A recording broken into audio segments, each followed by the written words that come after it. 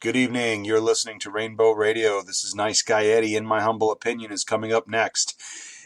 The other night, I was having a conversation with Rainbow Radio's own Julian Marsh, host of the Happy Dance Music Hour on Sundays at 6 p.m.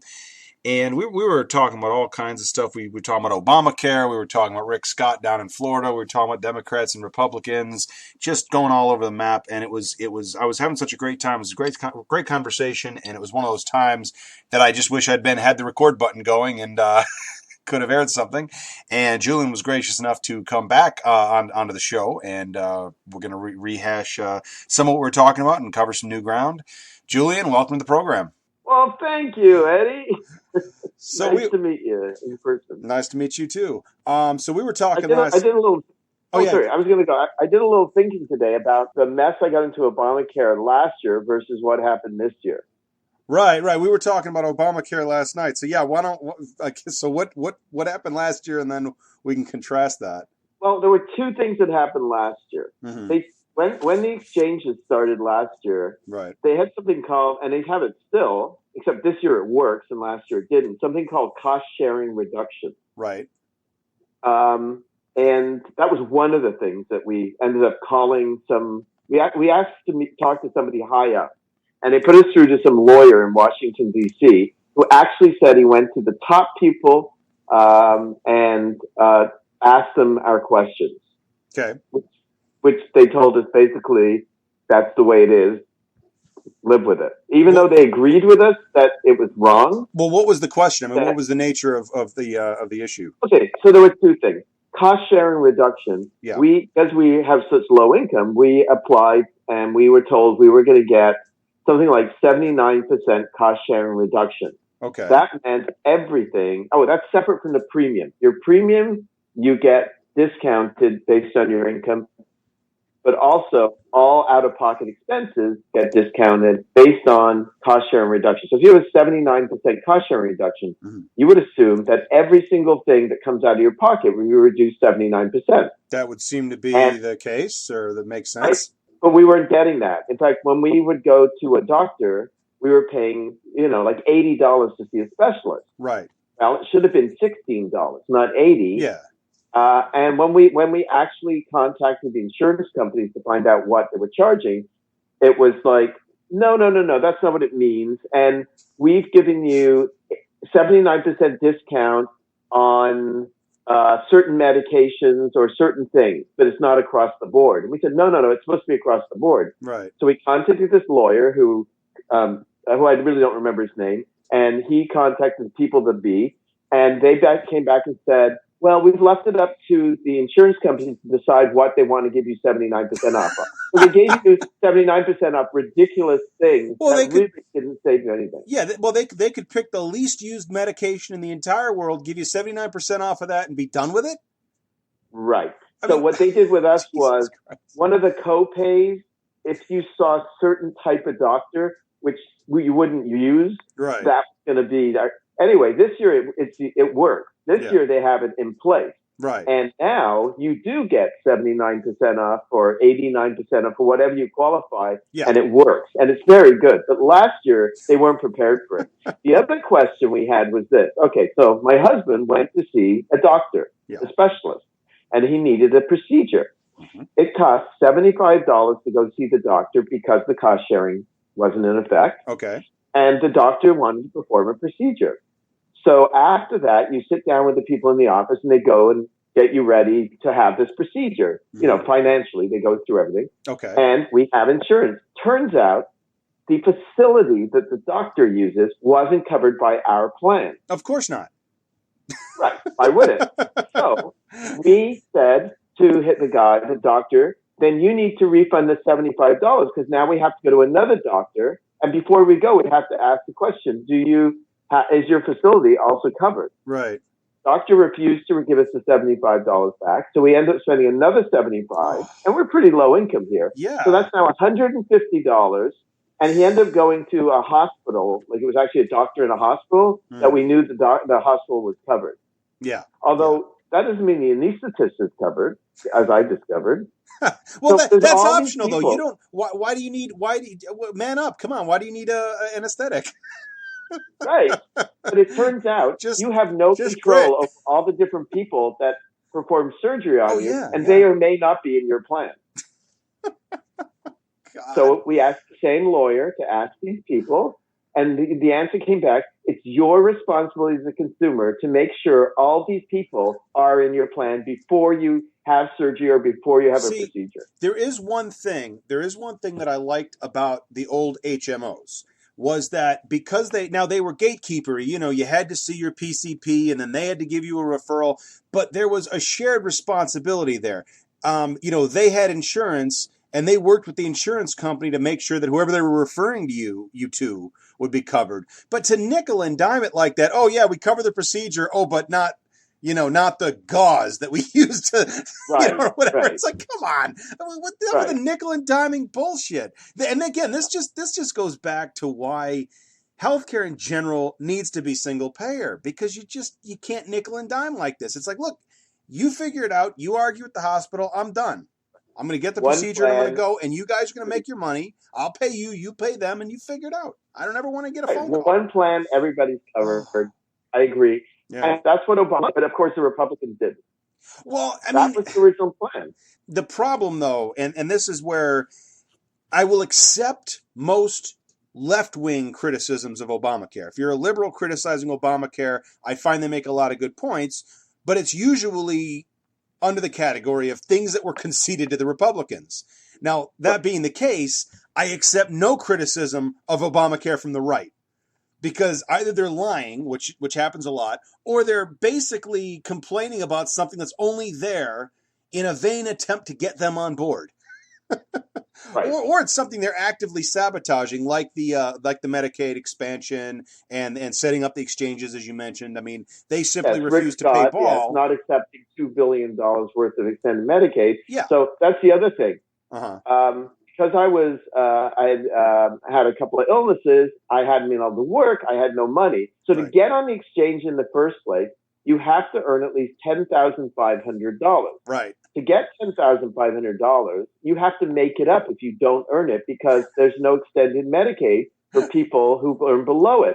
So what you have to do is, on your income tax, you have to pay tax on money you don't earn. That's going to be less than having to pay insurance yourself. Right. So because if you fall into that gap of low-income people, there's no help for you in the state of Florida. Right. Because the government turns down the money. In any of the states where the governors have refused the Medicaid money, because Florida's not even the only one. It's ridiculous. They're all red states, every last one of them. That's what I was going to say. I was going to be sarcastic and say, and what kind of states do you think those are? That didn't, right. The states that really don't care about the poor. Yeah. You're on your own. But it's funny because you're making the poorest of the poor the worst off. Yeah. That's the joke. Yeah, exactly. And even now they're they're challenging in court to make the tax subsidy to the exchanges, which was basically what McCain was running on in 2008, give people taxes to go out into or tax credits to go out to use in the marketplace. That was the Republican idea to bridge the gap, first of all. Right. And now it's supposed to be illegal, and they were all backing Burwell versus Burwell v.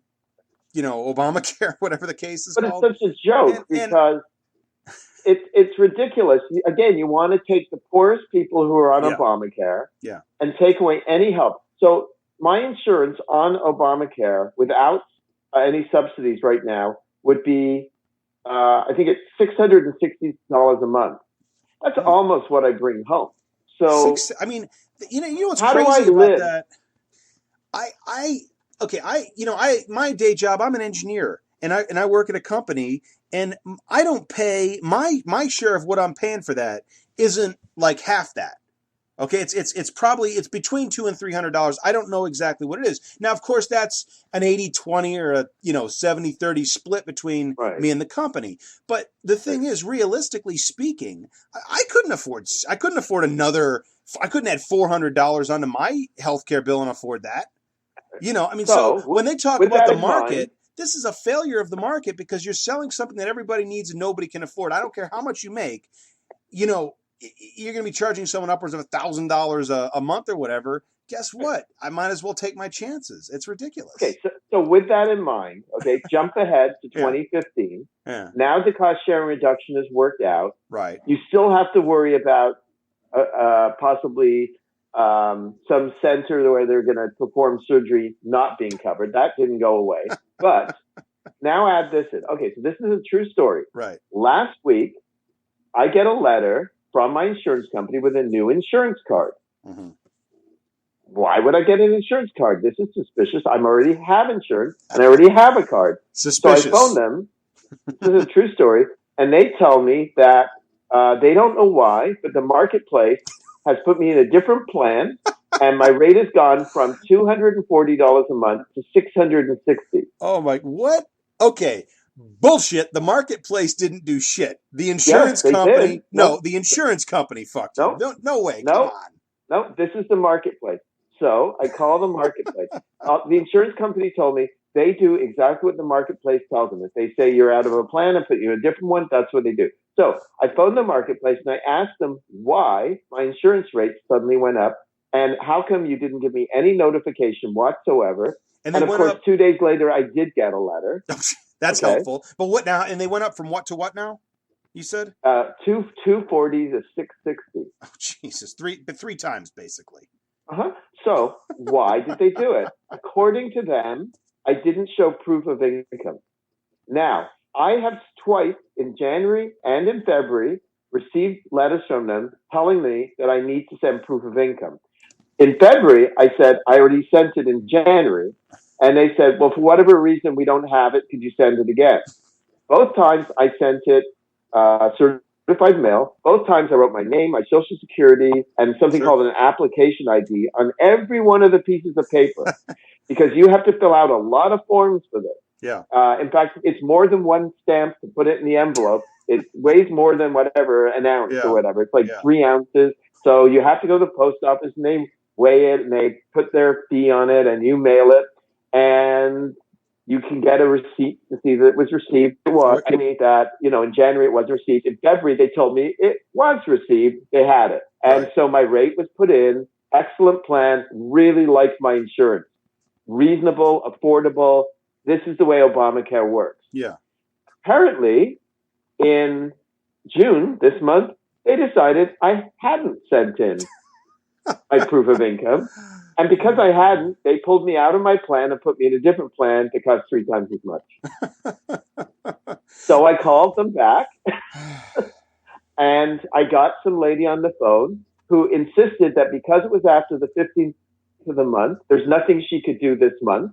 And that I'll just have to pay the $666. At which point I said, let me speak to your supervisor. Yeah. This was like 3 days ago. Or here's an alternative. I don't pay you anything and go fuck yourself. Well, then I have no insurance. Well, till the end of June. Till the end of June. No, but then I have no taxes for the month of June. I have no health care, and I get fined because I don't have health insurance for the month of June. Oh, yeah, shit, that's true. Right. So anyway, I called back. I spoke to a supervisor, right? And the supervisor goes, oh, I can fix that. And she said, yeah, it shows here you don't have proof of income. I said, but I did prove my income. She goes, I have no record of that. The best I can do is put you back in another plan. She was nice enough. Unlike when you call there, they're nasty people who have absolutely no idea of how to do anything. So customer service professionals. I don't think they're really trained. They don't seem to be able to do anything. They don't know. Last year when I called, not one of them ever knew what cost sharing reduction was. Even the supervisors, I would ask to be put through to a different supervisor because we couldn't find anybody who seemed to know what it was. Unbelievable. This year, it's different with that. Yeah. Anyway, this woman put me back in the plan. I had to restate my income, go through the whole application process again, but now I'm paying $270 a month instead of $240 a month. Right. So that's $30 a month. Okay, so if you're low income, $30 a month times 12. 360, that's an extra month a year, basically. Uh-huh. Month and a half, yeah. Yeah, that's an extra month and a half a year. Yeah, I mean and of course the reason they got the 30 out of you is because you were looking at 660, so you weren't going to argue about the 30. I really don't have any logic for it, but I'm sure I'm going to get something now saying prove your income. Well, yeah, I mean, and you know what? That's fine. If they don't have the paper, send them the paper, whatever. I can see that, but you don't go making changes, and you certainly don't go, at least within the 12-month period, because if you wanted to change your plans within that 12-month period, good luck with that. You'd have to have a life-changing event or whatever, a child, a marriage, whatever. You wouldn't be allowed to change it. Well, they should be bound to at least 12 months of what they agreed to. At the end of the year, if they're going to change it, fine. That's always been the way individual plans have been, but they are 12-month plans. And the idea that a company, it's gotten absurd in this country because corporations can basically just tear up contracts anytime they want. That's not how contracts are supposed to work. Let me tell you, I got letters saying you need to reconfirm your income. So we're gonna talk about two things here. First of all, I called them back. The lady said, no, you've already confirmed your income, and just disregard those letters. So by disregarding those letters, I then lost my insurance. So the staff don't know what they're doing. It's almost like you need to. It's almost like you just need to make a recording of every call, and it's like, okay, guys, we're in the internet age, so unless you want your incompetence to be broadcast to the world, fix this shit. You know. Okay, now let's talk about proof of income. Yeah. Oh, yeah. Okay. So I'm self-employed, right? I run a little computer consulting business where I get a couple of customers a month. That's about it. Since then, I've gotten a little job, but it doesn't pay much. But anyway, so let's say I just have this consulting business. Okay, prove your income for 2015. Well, when you're a self-employed consultant, right, you don't know how much you're going to earn. No, they should be asking you what was your income in 2014 and make an assumption. I mean, for them, because that's what I know, but that's what you can prove. How do you prove something that ain't happened yet? I mean, I know what I'm supposed to make in 2015, but I could get promoted, I could get fired. You know, my company could undergo cost cutting, blah blah blah.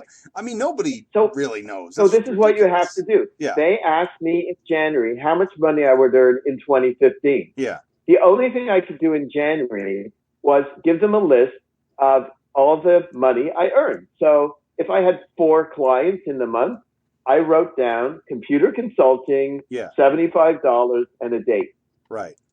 I wrote down computer consulting, $150 a day. So I had like about 6 things to write down. Yeah. And then expense-wise, I have an ad in the paper, $20, $20, $20 per month. Okay. And that's what I gave them. And they said that was acceptable. That doesn't mean anything because I don't know. What if you're in an accident yourself and can't work? Right. Right. There's a lot of things that could happen in a year that could affect your income. Absolutely. I mean, heck, like you say, you got to help. Well, it's all about healthcare. You get sick. I mean, or whatever. You get injured. You got to get surgery or something. You miss a month. And so let's follow that through. So let's say you get hurt. You work January and you earn $1,000. Yeah. You get hurt and you don't earn any more money. Yeah. So at the end of the year, you do your income tax and they send you a form showing what you paid towards health insurance each month. Right. I'm just wondering what would happen. They'd kick you off Obamacare. Would you have to pay back everything that you got from them, the subsidies, and then you're supposed to go on extended Medicaid, which doesn't exist in Florida? Right, exactly. And that was the biggest mistake. I mean, and you know, their toadies in the court have helped them with this because that was also a court battle as to whether or not the states had to accept that. And the idiotic people on the Supreme Court, again, I think this was kind of like Scalia's reasoning with Burwell saying, well, don't you think Congress would fix that? And I think the lawyer's answer was, this Congress? I mean, you know, they gave the states the right to make that decision on a states' rights basis, assuming that who the hell would turn down billions of dollars? Well, racist Republicans who will fuck over everybody just to spite Obama a little bit, they'll turn down billions of dollars for no fucking reason. I mean, it's absolutely absurd. And my understanding is Rick Scott was going to accept. I know, right? He's so evil. He was going to accept it as long as it wasn't called Obamacare. Yeah, exactly. I want Obamacare, just don't call it that. Or I want Medicaid money, but it can't be called Medicaid money, or whatever. And it's just like, you know what? Enough already. People need. I don't understand how people like that. I mean, I know how people like that get elected, especially in a place like Florida, but I don't know how you're not only screwing over people, you're screwing up your state's finances, you're screwing up the state's medical community, which in Florida is a significant voting bloc. You're screwing up, and of course it's not like the Republicans have a great track record on Medicare anyway. So I just don't understand how this isn't an issue that is just biting them in the ass in Florida. I don't get it. I mean, other places I can understand, but healthcare is a particular interest in Florida for a variety of reasons. And I just don't understand how they... population. Well, yeah. And, a lot of those seniors and whatnot are going to... Well, a lot of them are on Medicare. Maybe that's it, is as long as Medicare is not affected, except that when your state budget gets all screwed up like that, things are going to be affected. I mean, I don't care what the law says. They're going to figure out a way to make it work, and it's not going to be one... you know what? But everything you're saying, the funny thing is, everything you're saying... It goes back to, it's a perfect example of the first half of what I think about when I describe Democrats and Republicans. I always say that Democrats are terrible at implementing great ideas, and the Republicans are great at implementing terrible ideas. and this is just it. I mean, a lot of what you're describing, they're great ideas, but my God, were they terribly implemented. And I'm not even going to say that all of Obamacare was a great idea. They basically took the old Bob Dole Heritage Foundation health plan from the 90s, and they added in John McCain's tax, wherever he got the whole tax credit thing from. It's 2/3 a Republican idea, basically. So I'm not even saying it's good, but with the cost sharing and with the expansion of Medicaid and with the tax credits, this could have worked. And with a website that works and people that know what the hell they're doing, that's the other side of it. There's no reason this couldn't have worked. There's no reason this couldn't have benefited everybody. But it does work. It's not a bad plan. It does work. Yeah. If you stop being so picky about that one little statement, which was written incorrectly, right? That said it's only the cost sharing reduction only applies to states that have their own exchange. Yeah. It was probably supposed to say all exchanges. We know that. Right. However, whoever typed that little paragraph typed it wrong. And what I love is you've got judges trying to interpret what the lawmakers meant, while the lawmakers are sitting there telling them what they meant. It's like no interpretation is needed unless you're just bending over backwards to find another way to fuck people over. I mean, remember, and those Obama people, by extension. All the people complaining, objecting, including the judges, have government health care that costs them probably $50 a month. Yeah. What do they care? Rick Scott just did that. Wasn't he just imposing or having the government vote on something where they're going to pay $1.97 a month for their health care, some ridiculously low rate? Right. Basically, it's going to be publicly financed health care, which is what it should be. Right. I mean, you know what? I don't even know. Well, okay, I do believe it should be publicly financed. I do believe it should be single payer. And I'm probably going to tie this to a show where I'm going to talk about my ideas for this and how if the world recognizes my infinite wisdom and gives me absolute power, how I would, miraculously fix this whole problem. But it's just, insurance companies can play a role, but God, hold on. Let me tell you a little bit about single payer now, because I have experience. I grew up in Canada, in Ontario. Right. Okay. So I never worried about health costs ever in my life in Canada. You want to go to a doctor, you go. That was back in the 60s, the 70s, and the 80s. Okay? Let's jump ahead to today. Now, I only hear this through my mother, who's 83 years old and complains about absolutely everything in the world. So how much truth there is in this, I don't honestly know, but I do know there is some truth in it. Sure. Okay, so jump ahead to a really great thing that works great, except for one thing, and people probably don't know this, in Ontario, and I don't know about the rest of Canada, drug expenses were not included in your health care. Okay. So if you got a job, you got drug insurance. And let me tell you, this backfired because, my best friend died of AIDS because of it. Wow. In the late 80s, my friend became positive, and he couldn't afford health care or the insurance himself for the drug. Right, the drug. And what happened was he was trying to get a job. And it took him almost 4 years to find a job. And in that time, he couldn't afford AZT and all these other things that were mega expensive. Right. So he really didn't do anything about it. Yeah. He finally did get a job and got the insurance, but it was too late. He already had lung cancer. And it killed him in 1994. So it wasn't the perfect thing because people couldn't necessarily afford their medication. Well, but that was the same. That was the same in the U.S. though and that was one thing. If there was anything the Bush administration kind of did right, although they still managed to fuck it up, and that was the Plan D or whatever it was, where like Medicare now would cover a drug plan with the donut hole though. Yeah, I know, and that's where it wasn't great either, and it wasn't paid for, and they didn't really. Yeah. That was actually. What does that mean?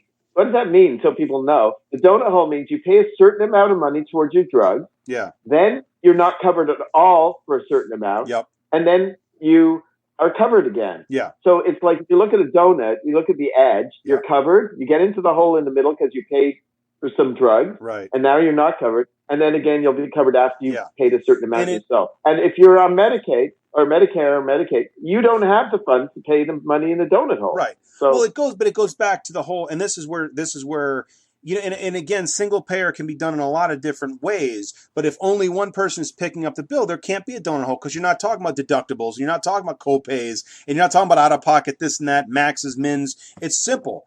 You're going to pick up the bill, and I'm going to pay a premium. And that's the extent of the transaction. The premiums will be higher, sure, but that's made up for the fact that the out-of-pocket expenses are lower, which I'm a pretty risk-averse guy. I'm very much willing to be a little bit overinsured just so I don't get any surprise expenses because I budget. I mean, I have plans. I budget, and I got to put some money aside here, and I don't want a $10,000 bill out of the fucking blue. Okay, I would much rather pay an extra $100 a month or whatever it's going to work out to be. And you know what? Honestly, what I really don't get is the mentality of people who, in order to cheat on their premiums, they lower the premiums, but they have high deductibles and high costs. And then, of course, they complain about that. But they don't want to pay the premium. But I'm sitting here going, if you're on your deathbed at age 90, whatever, and you're lying there thinking about and you never had any health problems your whole life. You had an active life. You were healthy your whole life. And you're sitting there on your deathbed worrying about all that money you wasted on health insurance. There's something fucking wrong with you. I mean, seriously, you didn't even deserve what you got because there's something wrong with you. Well, now that my parents are in their 80s, my mother especially is clinging to anything she can do to figure out how to get rid of the things that are ailing her. But let me tell you, let me go back to this single payer thing. Yeah. Because ultimately, because of the United States, it's failing in Canada. The main reason is because it's single payer, the government dictates salaries. Okay? So the good doctors all move to the United States where they can charge whatever they want. And that's the truth. But this goes back to, if you're going to implement single payer, then the question becomes, how is it being financed and how is it being regulated? You're right. I mean, given the current comparison, I can see why. And this is why I actually stopped short of saying the government should control it. I'm a liberal guy, but I'm not that liberal. I actually would leave the insurance companies in charge to manage costs, but in my mind, there's a way to do that where they're going to get their money from competing with each other and finding efficiencies and negotiating better prices with doctors and device suppliers and drug manufacturers, etc. That's where they're going to get their money from. And they're going to and the reason that they're not just going to gouge if the government is paying via our tax money to them, they've also got to compete amongst themselves to get newer people and younger people from the government put in their portfolios. Otherwise, they're stuck with a constantly aging portfolio. So to me, there's a way you can do this, but it's not quite the way single payer has been implemented before, and it's certainly not anywhere near where we're going with this. But I don't know. Yeah. I don't think the Ontario model is like it worked when there were fewer people. Yeah, When the system gets overcrowded, now to get a new doctor, because there are so few doctors, it could take you up to 2 years to get on a waiting list to actually get a family doctor. Right. It's not that easy to get one. And if you don't like him and you want to change, you can wait again. Yeah. Let me tell you, my stepdad 3 times went into hospital for a hernia. The third time he got it. The first and second time, he was actually in the operating room knocked out. And when he woke up, they hadn't done anything because other people came in with more important surgery. This is no joke. Oh my because there's God. only so much money to go around. The other thing is now they're in their 80s. Yeah. They're asking for help. They're getting turned down all the time. Right. I'm sure the government looks at it and says, okay, if we spend $100,000 on an operation on this person and they're 83, how much longer are they going to live? What's the benefit to us? Right. They're just an expense, so we're just not going to do it. And I know that's taking it. Also, in the UK, absolutely. where my dad lives, it's the same thing. Yeah, absolutely. You don't necessarily get the surgery. Yeah, absolutely. And that's, I mean, and you know, that's, I mean, you can call that the death panel or whatever. And again, it goes back to, I think it's a more basic question. Do you have a right to health care or not? Do you have the right to the best quality of life? I believe you do. I don't believe it is a cost. Now, that comes with a price tag, and I get that. But the way that I look at it is, it's not, what am I paying? It's, how do I want to be treated? Because if I'm willing to say, oh, I'm going to pay less because, you know, fuck all those old people. Well, God willing, I'm going to be old one day, and I'm either going to be old or I'm going to be dead. If I'm going to be dead, it doesn't matter. If I'm going to be old, do I want to get screwed over, or do I want my stuff covered then? And if I do, then I got to cover people now. And the healthy subsidize the sick, the young subsidize the old. And there's nothing wrong with that. That's how insurance works in principle anyway. But this is a topic that is a nasty topic when you talk to Republicans versus Democrats. Yeah. And I had this conversation with a gentleman once. Unfortunately, you end up sitting on a plane next to people you don't necessarily share the same political view. I've had this that guy flight. was so angry because he said, "Why on earth should I have to pay someone else's health costs by using something like Obamacare?" And it's like, okay, but what about your car insurance? What about your house insurance? What about your health insurance now? Unless, here's the thing. The simple answer in my mind is, if you're only paying for your own insurance, you are paying a ridiculous premium.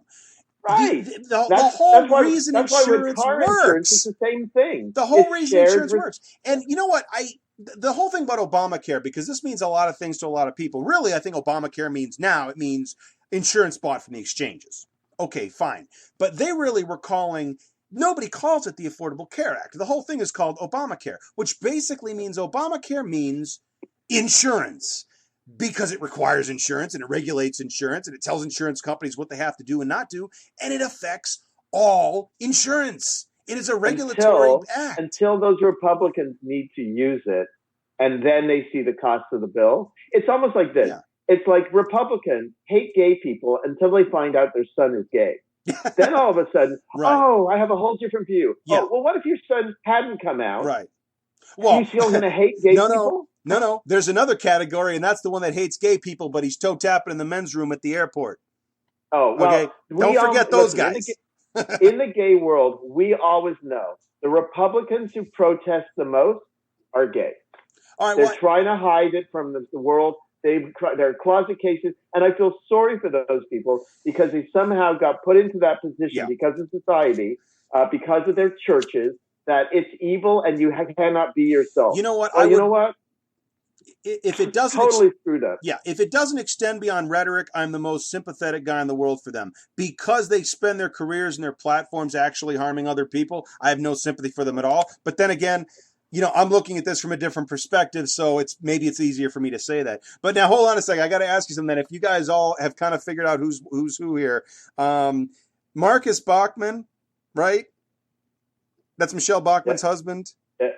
Yeah, right. He's gay, right? Right. Okay. I would think so. Just making sure. Okay. And remember Anita Bryant, that bitch? What did her husband turn out to be? Mm-hmm. Yeah.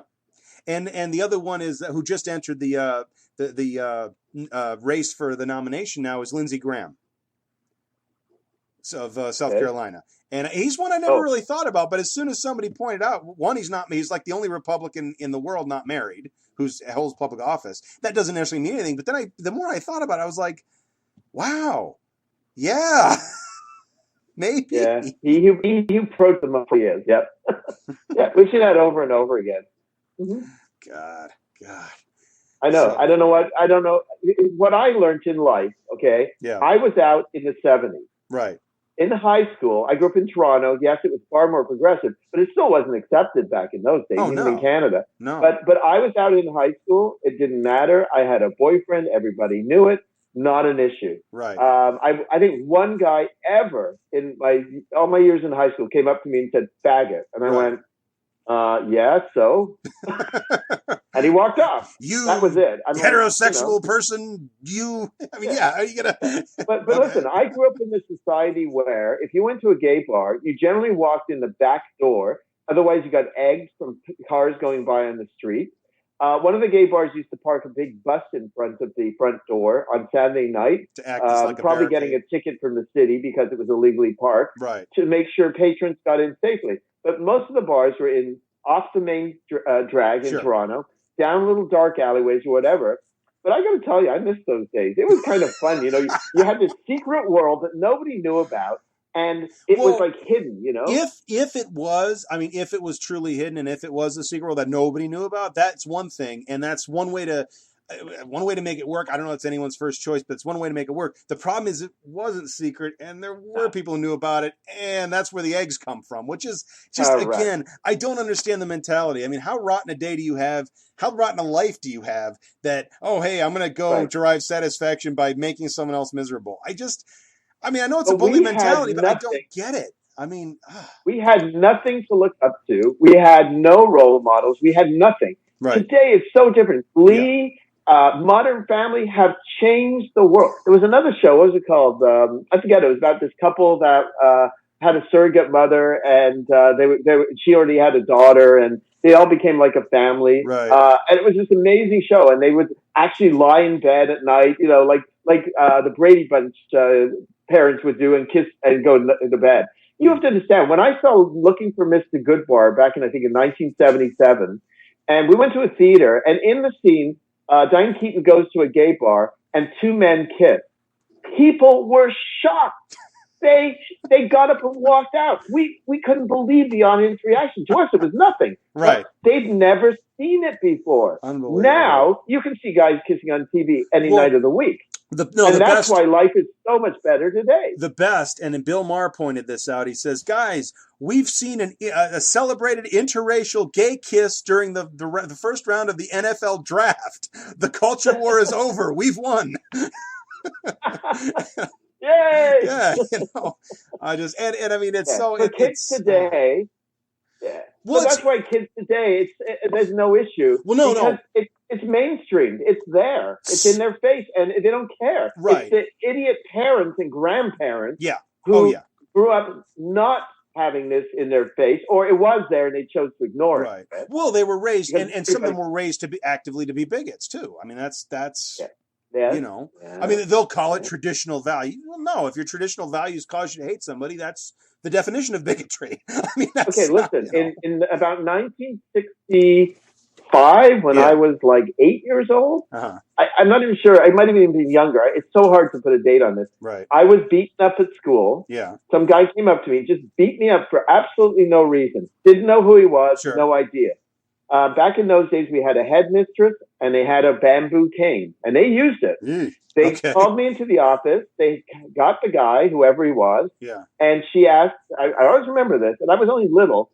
She said, "Why did you do it?" And the kid said, "Because my father said, if I ever see a Jew, I should beat him up." Well, and I was like a little kid. Then she looked at me and said, "Do you want me to cane him?" Which is a lot to put on a kid. Yeah. But even then, I knew compassion. Like, no, don't cane him. Right. And I even then said, it's not his fault. It's his father. Yeah. And I thought, I don't know if this is my logic. I'm assuming it was. Yeah. Was that if I show him compassion, he'll understand that Jews aren't bad people. Right. And you're right. I mean, that's a lot of wisdom for a kid to have. And I got to think, well, the other thing is I don't know that, because I'm trying to think what I would have done in the same situation. I don't know that I would have had the stomach to literally say, cane him. I don't think I would have just pussed out. But that was the way it was. For example, one year, I'm probably grade 2 or something. Yeah. We came back a week late. We were in Europe, and back then we like families, because there was no sun back in those days in the UK. Yeah. You would go to Europe. And for whatever reason, we came back to school a week late. And I always remember this. I'm in a classroom, and they're teaching us how to write the letter S. Print the letter S. Okay. For whatever reason, I messed it up, and I wrote over it several times. It was messy. Yeah. The teacher came up to me, held it up, and said, "This is going to the principal's office. He's going to cane you over this." He goes, "You people think you can walk in here late after everybody else is in school, and you think you're privileged? You're going to get in trouble for this, and you'll probably get a caning for it." Seriously, that's how racist it was. Well, but I mean, like, my uncle, I had an uncle who's left-handed. And in the Catholic schools, the nuns were actually smacking him for writing with his left hand. Now, fortunately, my grandfather was also a cop in that city, and one with a pretty tough reputation. And he actually went and told the nuns, "I don't care if he wants to write with his toes. You're going to knock this shit off." So he stepped up for him. My dad is left-handed, and when he would have been in school, that would have been the 1940s. Yeah, they forced him to sit on his left hand. He wasn't allowed to raise it at all. He was forced. And it's funny, even in this era, probably about 15 years ago, I taught my dad how to use a mouse on a computer. Yeah. He refused to use even though it's natural for him. Right. He wanted a right-hand mouse because his whole life he's forced himself to use his right hand, even though that's not natural for him. Right. That is, man. Oh, right. man. Now, right. So people are always picked on. Oh yeah. I mean, come on. Is there really? I mean, what's a good reason to go pick on somebody? I mean, seriously. I mean, and it's interesting though because in your previous example though, the whole time as soon as you said it, I mean, of course, I'm looking at this with an adult's perspective. I'm still shocked that you said that as a kid, but I'm sitting there going, not the kid's fault. I mean, bring the father in and cane him. I mean, seriously. Okay, I've got another one for you. Yeah. Okay, so next door to us, we lived on a brand new street, a brand new neighborhood. And we had neighbors, and they had like 7 children, the people next door, and we played with them. There was a little, in the UK, everybody has brick walls. Like we have wood fences or chain link. There we had brick walls. Right. And we used to jump over the brick wall, and the youngest kids we would go and play with. They were in school with us and everything, and, we played. Sure. One day we came home from school, and there was now a metal fence on top of the brick one, drilled into it, extended, so we couldn't jump over it. So we walked in the front gate, which wasn't there before, right? Knocked on their door, and we said, can we play with our friends? Sure. And we were told, filthy Jews weren't allowed on the property. Get off. Oh, my God. And this was a Jewish neighborhood. So now, in your experience, then, it sounds like anti-Semitism played a much harsher role than homophobia. Yeah, it was a double whammy for me because as a kid, I always knew I was different. I liked to play with dolls and I liked pretty things. And I knew right off I didn't like contact sports. And I felt awkward being around other guys because they weren't like me. Right. I just looked at life differently. That's the way I was. Yeah. So I always felt different anyway. And then at school, you had all this prejudice coming from you. Like we would, like over Passover, we would bring our lunch and eat there, and it was different food. Right. And all the non-Jewish kids would make fun of you for eating weird-looking food. So everything you were. But the good thing is, it was a Jewish neighborhood, and there were a lot of Jews in our neighborhood, and there were a fair number at our school, so we weren't alone. Had I been the lone one there, it would have been a nightmare. Yeah, no, it's... But I was bullied the entire way through school for being different. I was the little guy. I was the shortest guy. I weighed the least amount of weight. And one of the nasty things in Canada, we have really bad weather for a lot of the year. So when they've got nothing else to do in gym, they play murder ball. And that's where you really see the runt of the bullies taking it out on the little kids because they can. And they would smash that ball into you, and it hurts. No, wait a second. Is this dodgeball, or is this where you can get as close as you... Dodgeball, but we called it murder ball. And it was murder. So what I would do is I would have a friend on the other team, because shirts and skins, right? Yeah. So what we would do is we would arrange that we would run up there, grab the ball, and just toss it at the other person just to get out as quickly as we could. Right. Let them catch it. Yeah. Right. But unfortunately, one of us had to be in, and that person would then be the one picked on by the bully. So. Right. Yeah, exactly. So I don't know if they still play dodgeball or murder ball, as we call it anymore, but it's a sick game.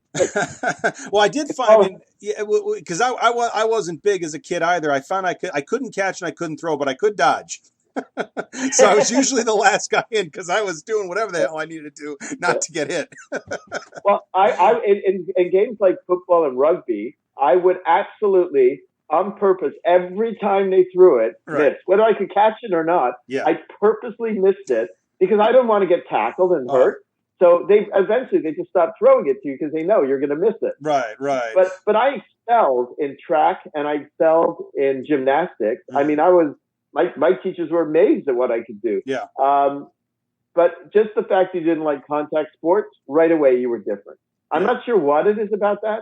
Maybe it's being the team player, but you'll find gay guys tend to excel in swimming and track and field and gymnastics, right, because you're doing it for yourself, not the team. Yeah. And it's that thing of being picked on by the team, the pressure. It's really a scary feeling. I can always remember the sunken feeling in my stomach when I was told we were going to be playing one of these contact sports where I knew I was going to be picked on. Right. And the bullies would pull your pants down all the time. I don't know why they did that. They just walk next to you. Sounds kind of gay, actually.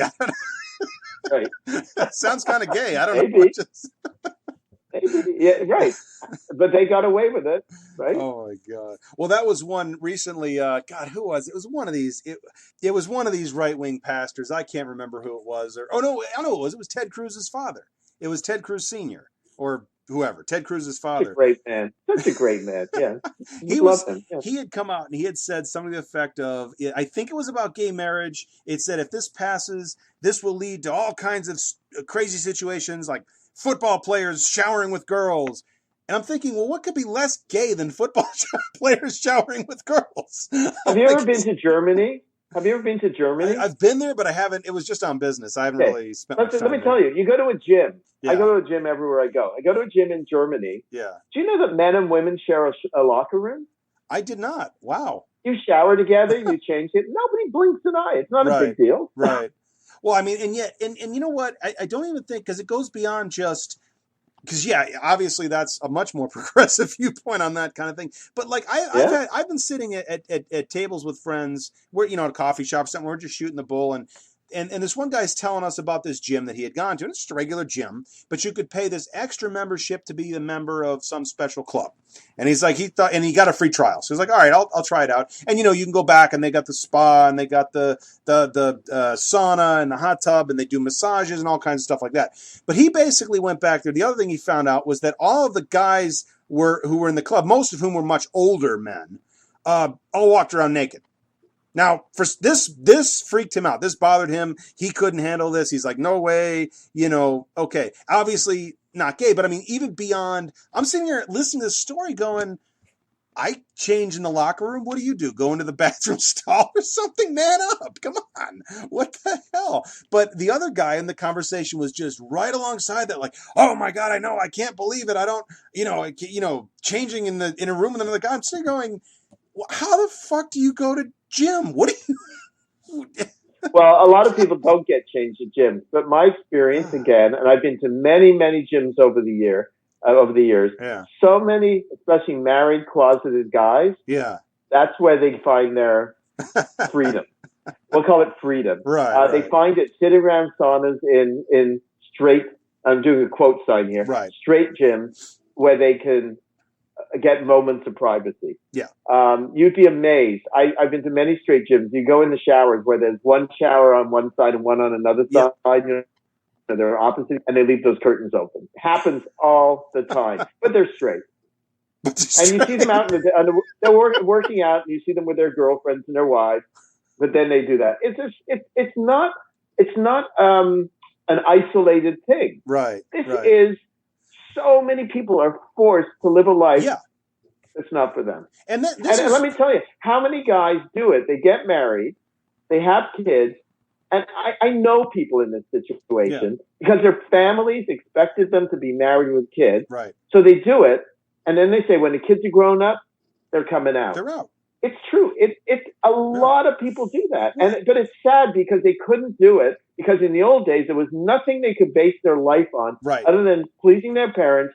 But now you can be gay and have kids exactly. So this won't be such a dilemma for kids in cities and things like that. Right. But when you go into the country, and these people are still under that pressure. Oh, I mean, I just, because you talk about Toronto, but I'm like, if you were in Mississippi, if you were in Alabama, you're in Texas.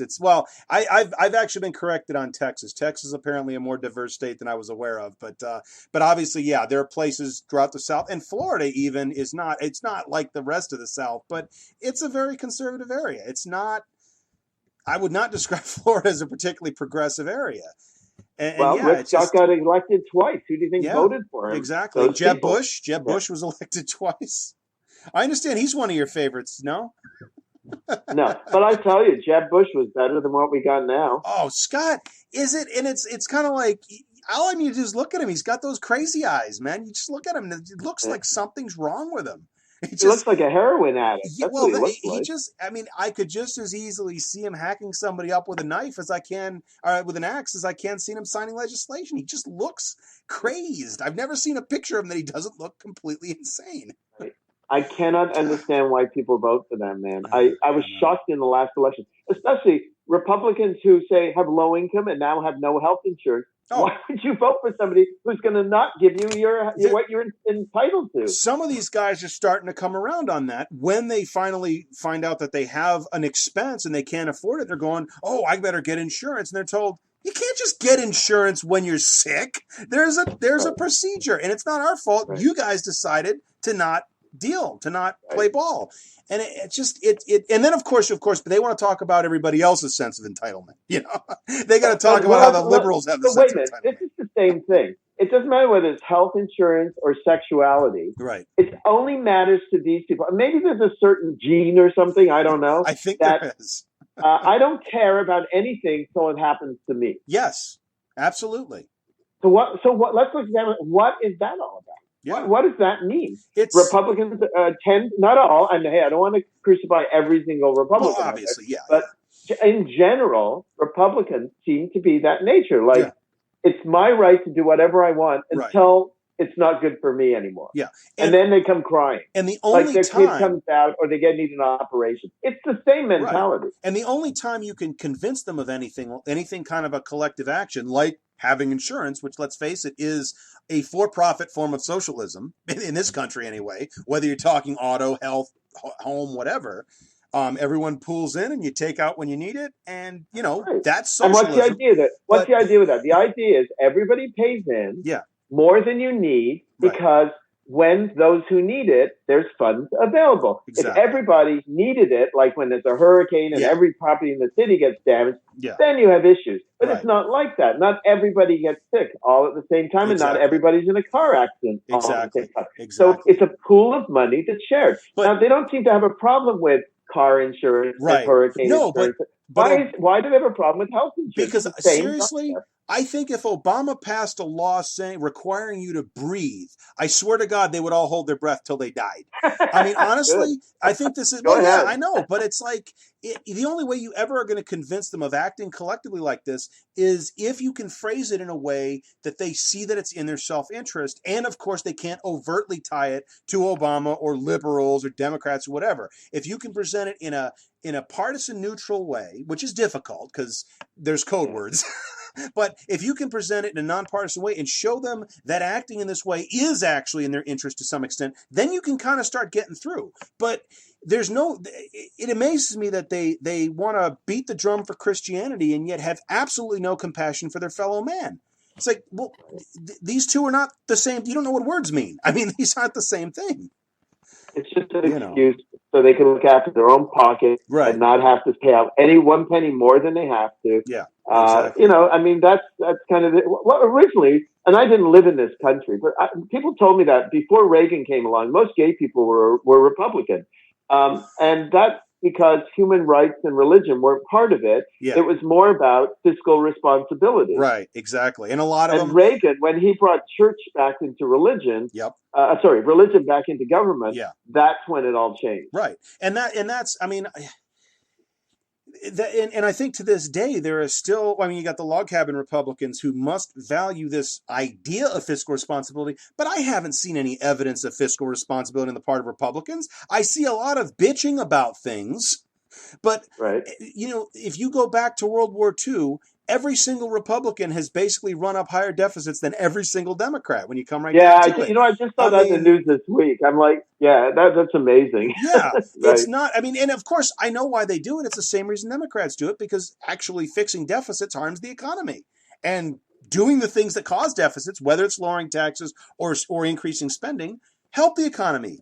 Well, guess what? We all want a good economy, so, But it's something that they can fearmonger about so that nobody will like what the Democrats are doing, which is good, but they never do anything about it when they're in office. And then they go and they have $1 trillion wars that they don't pay for, and they give tax cuts, and they give them the way that they structure their... Why do they have those $1 trillion wars? Because their family members own the companies that manufacture all the arms and all the tanks and all the airplanes. We know that. And who was it that warned us about that at one point? A Republican, Dwight Eisenhower. Okay, who would be considered a liberal today? Right, because it's flipped. They completely flipped, right? Yeah. Okay. Another solution, like we have in Canada, is we have 3-party system. There's a problem with that though, and that's the spoiler effect. If you get like a split vote, but 2 parties are kind of similar, and that overall idea that kind of unifies them has the majority, the other party wins because of the split vote. That's right. You can bring down the government if 2 parties. If you have one party in power, but the majority of people still disagree with them, you can bring down the government. But isn't that a nice thing that people's voice got heard? Yeah, I mean, I saw something proposed, and I'm trying to think who was it. I think it was CGP Grey. He's got a good series of videos on this, and what he calls, and I don't know if Americans call it this, but first past the post, which basically means whoever gets the most votes wins, but you get a spoiler effect. You get that, it's kind of like if you have 3 Democrats and a Republican going, the Democrats will get more votes, but the Republican candidate will get the most, obviously, because he's not splitting his votes with anyone. But they proposed a system where you can vote for more than one person. So you vote for your favorite guy, and when he inevitably doesn't have enough to get a majority, he's just wiped off the ballot, and it goes to everyone's second choice. And then at that point, you're going to start seeing things coalesce, and it reduces the chance for basically a minority party to win simply because the majority party split their own vote. So it's a multi-tiered voting system. Exactly. And you could do it a couple ways. You could do it that way. You could say 5 points to the first choice and 3 points to the second choice, or and 1 point to the last choice.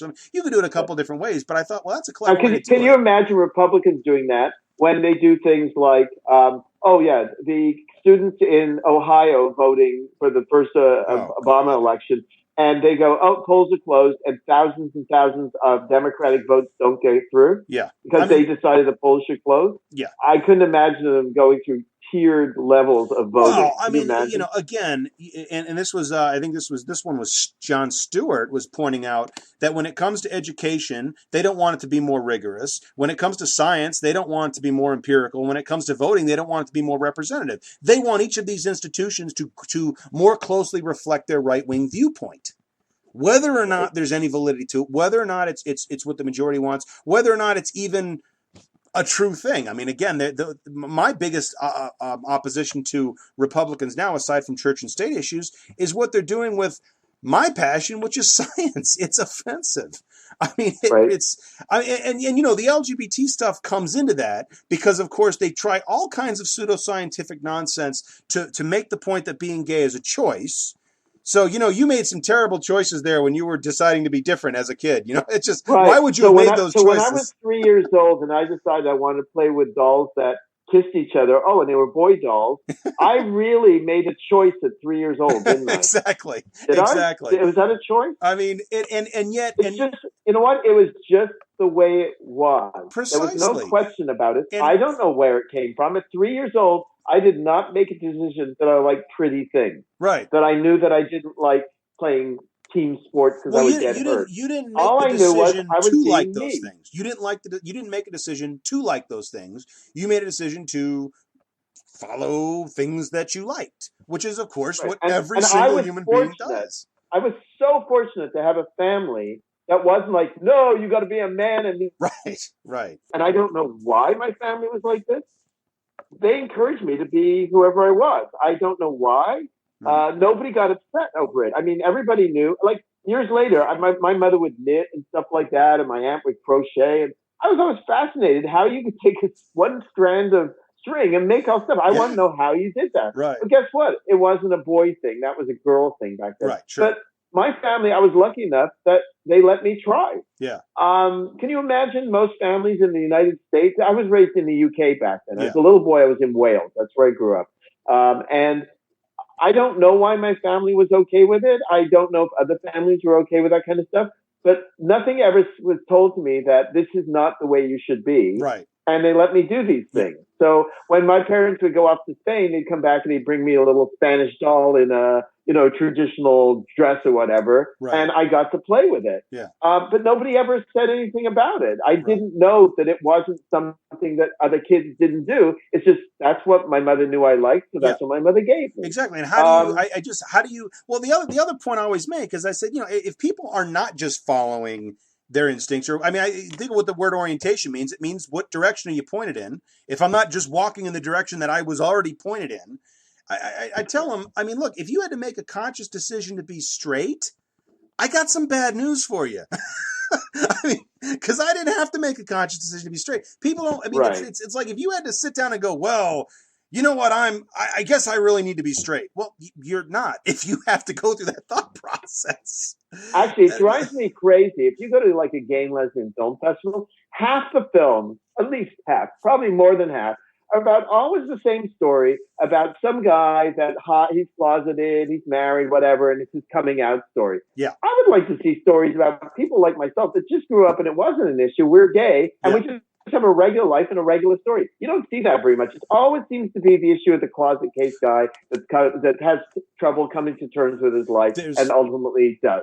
There's a show I got to tell you about, and this is a perfect time to plug for it because I've been plugging. I'm trying to help these guys out with their Kickstarter. It's called Crave, and it's a net series being created by Anish Sheth. And it is a story about a military wife with fertility problems, a gay man who is in an abusive relationship, and a trans actress trying to get into the business. The thing is, the trans person is already years after their transition. They're going on with their life. It's just a story about their life. The gay person, it's not about them coming out or anything. Again, that's years in the past. This is about real life. So the sexuality or the gender identity of the characters is secondary to the story. And they specifically, and I actually had them on the show last Tuesday. The main actor was saying one of the things that drew him to the story was he said exactly what you just said. Every time that there is a story about, and it's not just a gay person, but any LGBT person, it always focuses about the coming out. And yeah, it's important, and yeah, that's a good story, but it's been done to death. So what is it's not necessarily reality anymore. I'm not saying because there are still people who are stuck in the stigma because of society and their religion. Right. But for many of us, we didn't go through that. We just were. Yeah, well, it doesn't sound, from what you're talking about your upbringing, I have to assume that it wasn't really a big deal when you came out with your family.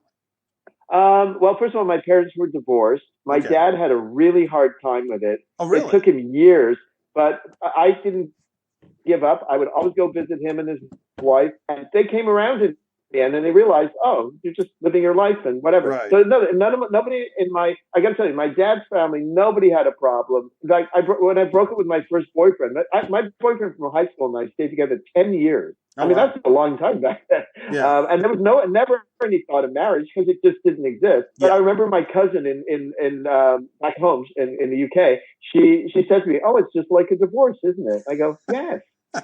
It was just mainstream. I loved that answer. It was just like, wow, she totally gets it. She understands. But, my mother, when I came out, so what happened was about a week before my coming out, my brother told my mother that he'd seen some magazine with naked men in it. I was probably I was 16. I was 16, And he was right. He had done that. He found it. I don't know why he didn't pull it out at that time. He must have put it back by him. But I used to do this thing where every couple of months, I would just take all the magazines I bought or whatever and throw them in the garbage and start over. I just wanted fresh pictures. Sure. So he happened to pull my room apart in the afternoon, I guess, after the morning where I threw them out. So he looked like an idiot. The next week, my mother just came up to me and said, are you gay? And I said, yes, I am. And she said, that's okay. I've got other things to worry about.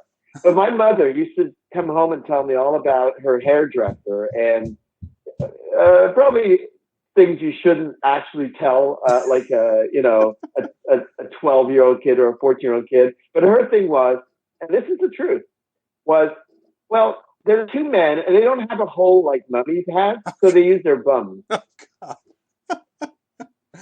That's how my family perceived gay life. It really was never a big deal. So when I came out, she asked me, I said yes. Then she said, well, what's this guy that you've been seeing, Robert, that's always over the house? I go, he's my boyfriend. And she blamed him. She said, he made you this way. And I said, no, I seduced him, actually. But after that, it was so weird. My boyfriend would spend weekdays. This is in high school. My boyfriend would stay with us on weekdays, and I would stay at his house on weekends.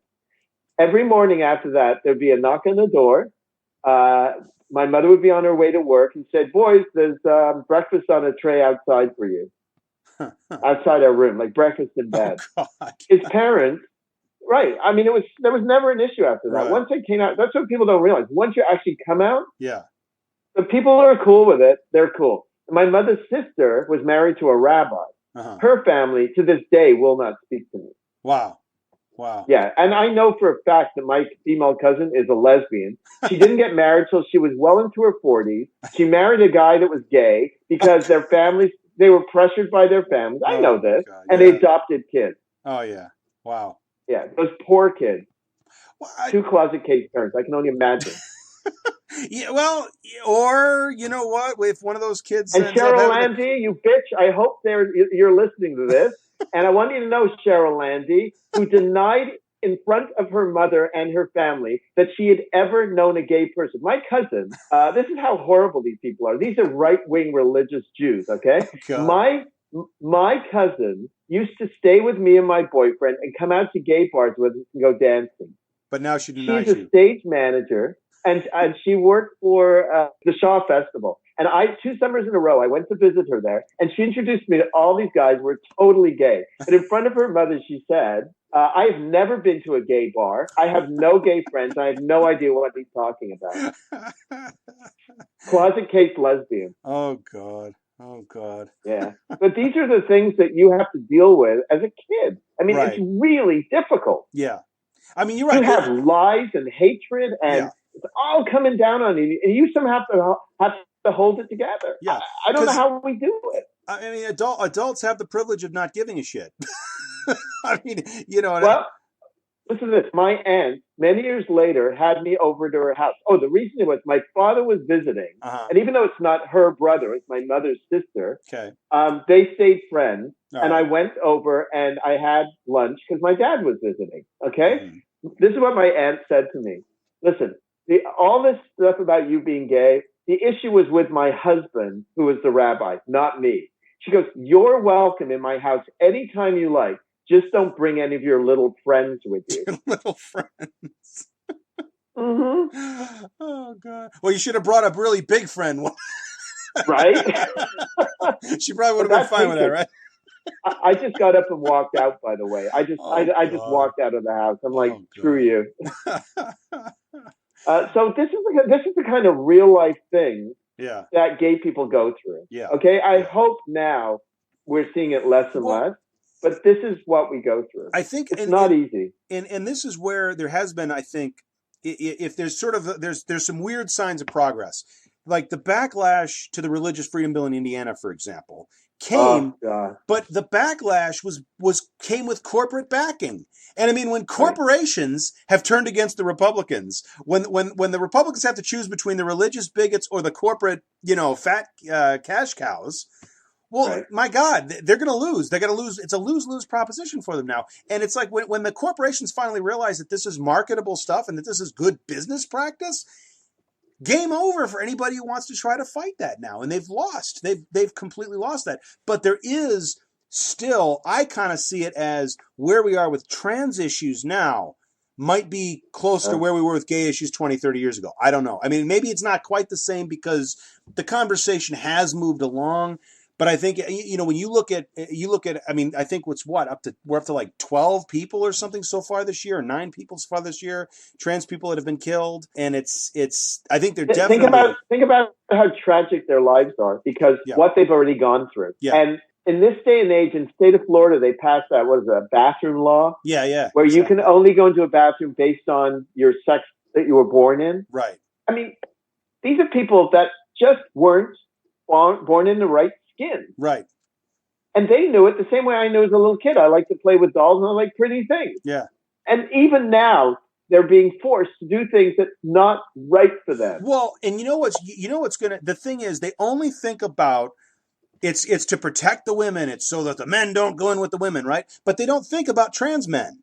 They don't think about the fact that what you have now is somebody who is as masculine looking as you can imagine, who you are forcing to go into the ladies' room, who totally looks like he doesn't belong there. And it's not, you can't just say, well, that's a guy in a dress. No, this just looks like exactly the kind of thing you're trying to avoid, but you didn't think it through. You didn't think this through. So it's like, so what are you saying? Well, how about trans men can go in the men's room, but trans women can't? It's like, what? Or how about this? Everybody just goes into wherever is going to be the less shocking alternative. Right. I mean, well, even as a kid, when we go to France in the 60s, do you know they only had one bathroom? In the 60s, there was no separation. Men and women used the toilet. Yeah. They had stalls next to each other. That's the way it was. Well, that's never been the case here. That's for better or worse, though. That's never been the case here. I'm just saying how progressive other countries are with these things, and it's just not issue. The same thing in Germany with the change room. I mean, we don't see that here, but in other countries, I'm just saying, in other societies, it's just not issue. But why is this country different? Why do we have all these hang-ups? It's always religion. Well, but see, you people over in England, they're kicked out all the Puritans, and they all came here, and we're still getting screwed by that. You kicked out all the religious fanatics, and they came here. Yeah, that's it. Let's on and Australia's full of criminals, right? There you go. Yeah, exactly. Right. Oh, wow. Well, Julian, thanks a lot for coming on the program. It was great talking to you. It's good to meet you. This has been a nice, very interesting conversation. You have a good way about you, and I'm really pleased. I can honestly say I've never quite had an interview like this in my life. So I've talked about things that I never expressed on the air to anyone before. It's a great opportunity to do that, and we've circled around a few times, but I'm glad we have, because to me, it kind of, in summary, it's kind of like, it doesn't matter if we're talking about healthcare or gay issues. It always seems to be the issue where some people are just selfish. Yeah.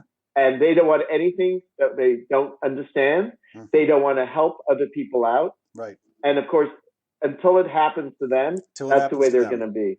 Yep. Absolutely. Well, I've had a great time. Thanks for coming on. Thank you so much.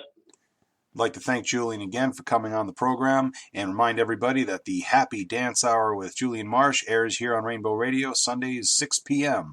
As always, if you have any questions or comments about anything you've heard here tonight or suggestions for future shows, guests, or topics, I'd love to hear from you. You can drop me an email at niceguy9418@usa.com, friend me on Facebook at Eddie Cabot, or leave a comment on my blog at eddiecabot.blogspot.com.